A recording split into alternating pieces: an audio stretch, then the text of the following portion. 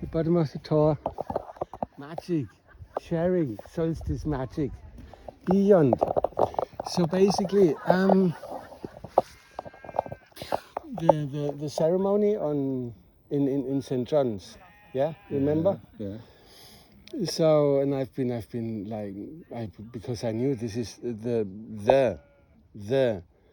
big one, and to see how in town, like the priests of Amun, the Crowley worshippers, like those energies with those 3 or 4 different kind of camps. The one that calls me a false prophet, the one that calls me thinks he's Jesus, the one that calls me misogynistic Satanist, the one that call me a loony, the one that like all of those different groups, how they are working basically with the conditioned minds, part of the magic, how the Crowley worshippers basically have conditioned the community, cast a spell upon them, like literally.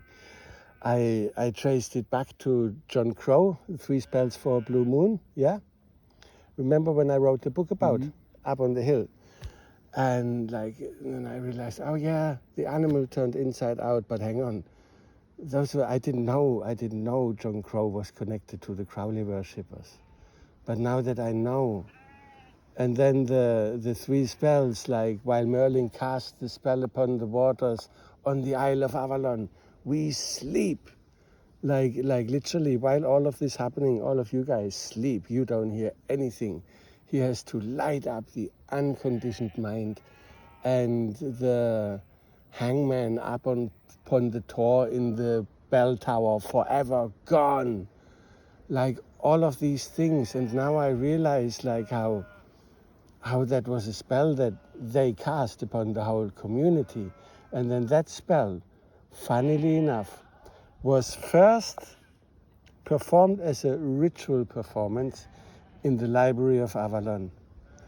And yeah, and it was the recording of an album called Ancestor Souls.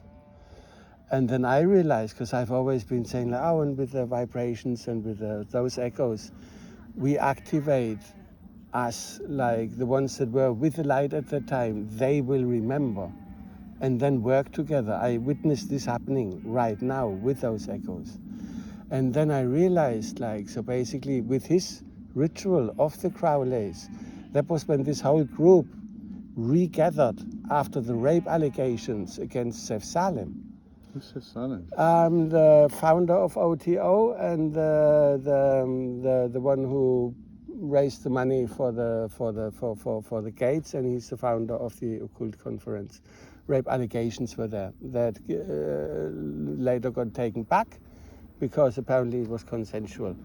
But this stuff led to the OTO in Glastonbury being closed for like 5 years. What's the OTO? And then, yeah, the chapter here. Oh, of what chapter is that? The Crowley chapter. Yeah, the Crowley chapter, which is called Calix Sanctus Oasis. Oasis are the chapters, because in Egypt the priests of Amun called their chapters oasis, and Calix Sanctus is the chapter of Glastonbury, which is represented in the White Spring by the gate with the Holy Grail, for which those guys, to mark the occasion from rising from camp into an oasis. The difference between that is regular meetings and regular ceremonies and masses being held. To celebrate that, they paid for the gate in the Abbey. All of this can be read in the blog of Baphomet, written by him. But cut a long story short, so there's like, and these are the priests of Amun. And then let's get it back to Saturday. So on Saturday, I had the crystal, the mother crystal in the church with the icons around and the portal open. And against all odds, there were about 70 people in St. John's. It was the busiest, most powerfulest ever. And at the end of that, like I thought, well, and they were all only 100% unconditioned minds, as in not one other person, like from the outside, kind of like, I come from Glastonbury. with all that in theory, something like that, if somebody does, dedicates his life to the divine, creates all of that stuff. This is Archangel Michael running the show. Oh, look, I've got like people on the outside world consider all of these things rather special.